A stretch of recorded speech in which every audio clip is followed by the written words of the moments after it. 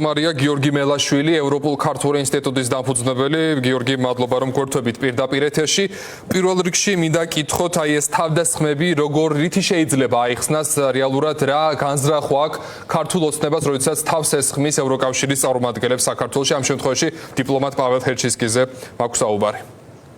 ცოტა შორიდან თუ დავიწყებთ, ილია ჭავჭავაძე მახსნა ყველაზე კარგად მოყრის მგმობი, მტრის არ მცნობი, თუმცა ქართული ოცნების შემთხვევაში ამ ყველაფერს ემატება რუსეთთან, როგორც ჩანს, მათი ფლირტით გამოწვეული გართულებები და ზოგადად ქართული ოცნების შიგნით ჩვენ ძალიან კარგად ვხედავთ, რამდენად არეული არის სიტუაცია და ოცნების წარმომადგენლები ცდილობენ, რომ დაამტკიცონ საკუთარი ლოიალურობა ჩვენ სტრატეგიულ მოკავშირეებზე თავდასხმით, რაც ცოტა კომიკური და სამწუხარო არის ჩვენი ქვეყნის ეროვნული ინტერესები გათვალისწინებით.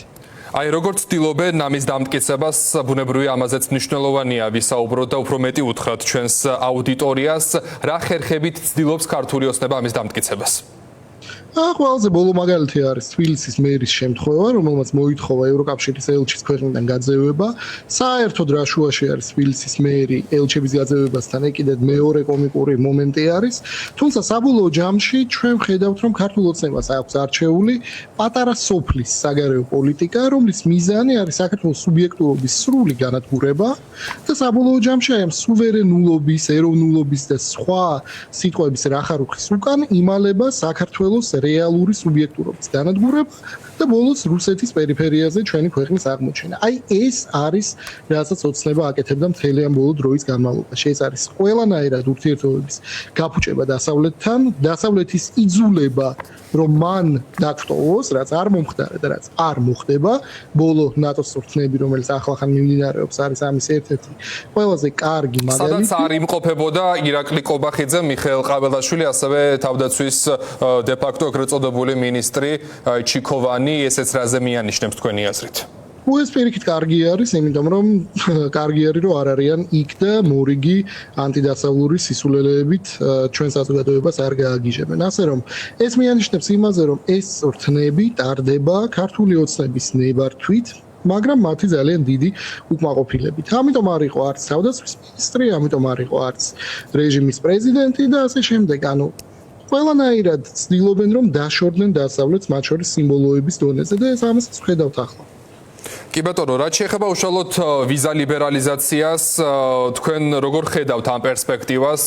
მივალთ კი იმ ზომამდე თქვენი აზრით, რომ შესაძლოა ჩვენმა ქვეყანამ ეს ისტორიული მონაპოვარი დაკარგოს, ვიცით რომ კონკრეტული ვადა არსებობს 31 აგვისტომდე უნდა შეასრულოს ქართულმა ოცნებამ კონკრეტული რეკომენდაციები და ჩვენ ამ რეკომენდაციებზე ვიხილეთ უკვე პირველი რეაქცია პასუხი, მათ შორის კობახიძის მხრიდან, რომ არ იქნება დრაკონული კანონების უკან გაწევა და ასე შემდეგ, რომ პირიქით ისინი შანტაჟში ადანაშაულებენ ბრიუსელს.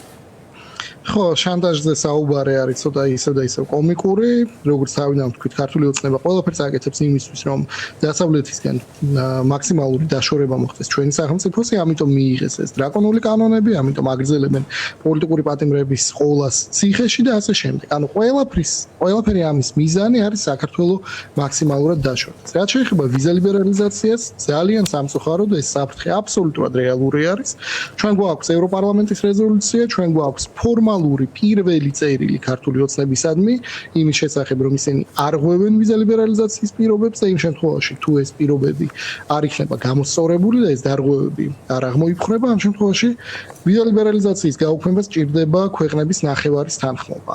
ეს არ არის საკითხი, რომელსაც სჭირდება სრული კონსენსუსი და რომელიც შეიძლება ოცნების მეგობარმა ორბანმა ან ფიცომ დაბლოკონ. ასე რომ ამ მხრივ სამწუხაროდ ეს საფრთხე სრულიად რეალური არის და ამის გარდა საუბარი ასევე მიდის ასოცირების ხელშეკრულების პუნქტების გადახედვაზე, საუბარი მიდის ღრმა და ყოვლისმომცველი თავისუფალი ვაჭრობის გადახედვაზე და ევროპარლამენტმა ასევე ახსენა SWIFT-ი. რომელი უფრო მარტივად მიღებადი გადაწყვეტილება, ასოცირების ხელშეკრულების გადახედვა, ვიზა ლიბერალიზაციის შეჩერება, რომელი შესაძლოა ჩვენ ვიხილოთ პირველ გადაწყვეტილება თუ კი ასეთი იქნება მიღებული? ევროკავშირის სტრუქტურიდან გამომდინარე, რა თქმა უნდა, ყველაზე მარტივად მიღებადი არის ვიზა ლიბერალიზაციის შეზღუდვა, იმიტომ რომ ამას სჭირდება მხოლოდ და მხოლოდ ქვეყნების უმრავლესობის თანხმობა. ყველაფერი დანარჩენი არის ცოტა უფრო რთულად მიღებადი, მაგრამ პრინციპში ეგეც შესაძლებელი არის მომავალში. თუმცა პირველი იქნება, პირველი რასაც ემუქრება საფრთხე, რა თქმა უნდა, არის ვიზა ლიბერალიზაცია. გიორგი, თქვენ ახსენებთ, რომ აი ქართული ოცნება პატარა სოფლის საგარეო პოლიტიკას ეწევაო და ჩვენ ამ კონტექსტში შეგვიძლია ვისაუბროთ ქართული ოცნების წევრების ვიზიტზე ჩინეთში. ეს რეალურად რისი დემონსტრირება, რის თქმას სურს ამით ივანიშვილის მთავრობას ქართული ოცნების წევრები ჩინეთში და არა ბრიუსელში და დასავლეთის ქვეყნებში, სადაც რეალურად მიიღება კონკრეტული გადაწყვეტილებები ჩვენს ქვეყანასთან მიმართებაში. მე ვიტყოდი, რომ ეს არის ბუნებრივად არსებული გარემო, იმიტომ რომ კომუნისტური პარტია და ქართული ოცნება თავისი ბუნებით ეს არის საბჭოთა კომუნისტური პარტიის თანამედროვეობაში გადმოტანილი რაღაცა ნამსხვრევი, ასე რომ მათი შეხვედრები ჩინეთის კომუნისტურ პარტიასთან ერთპარტიული, ერთპიროვნული, ავტორიტარული მმართველობა არის სრულიად ბუნებრივი. თუმცა, როდესაც ჩვენ საუბრობთ პატარა სოფლის საგარეო პოლიტიკაზე, აქ მნიშვნელოვანი არის, რომ ვთქვათ, რა ხდება საერთოდ ჩვენ რეგიონში, რომ სომხეთი ყველანაირად ცდილობს, რომ რუსეთის გავლენებისგან განთავისუფლდეს. აზერბაიჯანი იგივე. ახლა საერთოდ საუბარი არის ამერიკელების ჩართულობაზე ზანგეზურის კორიდორის მენეჯმენტში და ამ დროს ქართულმა ოცნებამ უკეთესი ვერაფერი ვერ მოიფიქრა, რომ ჩავიდა პეკინში და ჩინეთის კომუნისტურ პარტიას ხვდება. რა უნდა ისწავლოს ქართულმა ოცნებამ ჩინეთის კომუნისტური პარტიისგან, რომელიც არის ერთპარტიული ავტორიტარული მმართველობის განმახორციელებელი საკუთარ ქვეყანაში და რა უნდა დაანერგონ საქართველოში, ჩვენ ძალიან კარგად ვხედავთ, იგივე ერთპარტიული პარლამენტი აქვთ, იგივე ავტორიტარული ტენდენციები, პოლიტიკური პატიმრები და ასე შემდეგ, ასე რომ ქართული ოცნება ჩინეთში არის საკუთარ სრულიად ბუნებრივ გარემოში, იმიტომ რომ მე ვუღონდა ამ შემთხვევაში ჯობია ჩრდილოეთ კორეაში ჩავიდნენ, იმიტომ რომ ფიონიანგში უფრო კომუნისტური რეჟიმი არის ვიდრე თანამედროვე ჩინეთში. გიორგი, ასევე უნდა მოვისმინოთ თქვენი შეფასება თამარ ტალიაშვილთან დაკავშირებით, როგორც ვიცით, ის დაინიშნა საქართველოს ელჩად ამერიკის შეერთებულ შტატებში და ტალიაშვილმა გადასცა რწმუნებათა სიგელები დონალდ ტრამპს, ამერიკის შეერთებული შტატების პრეზიდენტს. ეს პროტოკოლური შეხვედრა მოინათლა როგორც დიდ გარღვევად ორ ქვეყანას შორის ურთიერთობების თვალსაზრისით, რეალურად რასთან გვაქვს საქმე? ეს არის პროტოკოლური შეხვედრა, შეერთებულ შტატებში ელჩები სხვადასხვა ქვეყნებს ყავთ, აბსოლუტურად არაფერი გამორჩეული აქ არ ხდება. 12 სხვადასხვა ელჩი იყო, რომელმაც გადასცეს სიგელები ამერიკის შეერთებული შტატების პრეზიდენტს, მათ შორის ერთ-ერთი იყო ქალბატონი ტალიაშვილი, იმის გათვალისწინებით, რომ შეერთებულ შტატებთან სტრატეგიული პარტნიორობა არის შეჩერებული, იმის გათვალისწინებით, რომ მაღალი დონის კომუნიკაცია საქართველოსა და შეერთებული შტატების ხელისუფლებას შორის არ მოხდა და კიდევ კარგი, რომ ის მაინც მოხერხდა, რომ შეერთებულ შტატებში ელჩი დაინიშნა. თუმცა ეს არანაირად არ ნიშნავს არც ურთიერთობების გადატვირთვას, ეს არანაირად არ ნიშნავს არც შეერთებული შტატების ადმინისტრაციის დამოკიდებულების ცვლილებას. პირიქით, ჩვენ ხედავთ ჩვეულებრივ პროტოკოლურ რიგით ღონისძიებას, რა ძალიან კარგი არის. აი ასეთი რამ თქვა თამარ ტალიაშვილმა დონალდ ტრამპს გადავეცი მნიშვნელოვანი გზავნილები, რაც გულისხმობს, რომ საქართველოს ხელისუფლება მზადა გადაიშალოს ახალი ფურცელი ურთიერთობებში, პარტნიორობა გახდეს მტკიცე.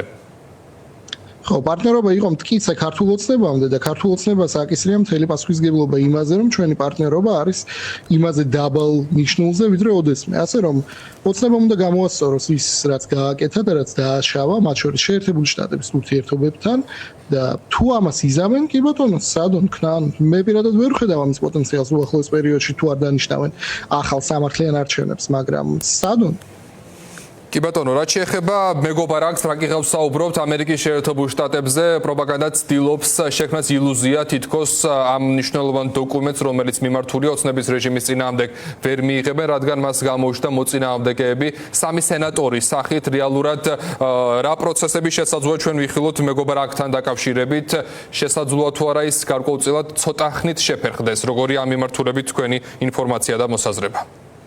ამ შემთხვევაში შეფერხებაზე საუბარი ცოტა არასწორი არის, იმიტომ რომ რეალურად რაც ხდება არის ის, რომ ის არ დაჩქარდება. ასე რომ აი ამ ხრივ უნდა შევხედოთ ამ საკითხს. შეერთებული შტატების სენატი ძალიან დაკავებული სტრუქტურა არის საქართველოს პარლამენტისგან განსხვავებით ერთპარტიული, ერთპიროვნული არ არის და შესაბამისად მას გააჩნია პროცედურული წესები, მას გააჩნია სხვადასხვა ინტერესთა ჯგუფები და მათ შორის ის სამი სენატორი, რომელსაც ჩვენ საუბრობთ, ერთ-ერთი მათგანი მაგალითად არის ლიბერტარიანელი, საერთოდ ეწინააღმდეგება შეერთებული შტატების ნებისმიერ ჩართულობას საგარეო პოლიტიკურ საკითხებში, დანარჩენი ორიც გამოირჩევა საკმაოდ იზოლაციონისტური მსოფლმხედველობით. ასე რომ მათი წინააღმდეგობა ამ მხრივ მოულოდნელი არ არის, თუმცა რა თქმა უნდა დაძლევადი არის და ამ პროექტს დიდი ალბათობით მაინც მიიღებენ ჩვეულებრივი პროცედურით. კი ბატონო, დიდი მადლობა ჩართვისთვის. პირდაპირ ეთერში ვესაუბრებოდით გიორგი მელაშვილს, ის ევროპულ ქართული ინსტიტუტის დამფუძნებელია. ჩვენ კი განვაგრძოთ